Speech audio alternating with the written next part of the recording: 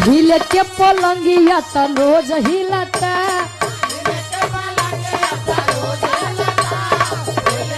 क्या बात है।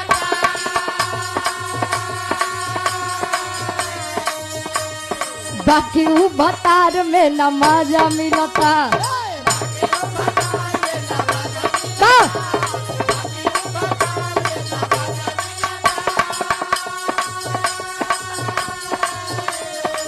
हिले के पलंगिया त रोज हिलता बाकी ऊ भतार में न मजा मिलता।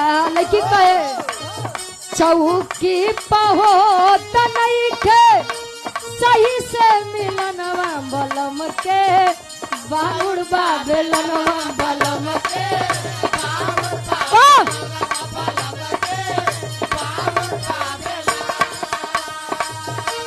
बलम के बाहुर बेलनवा बलम के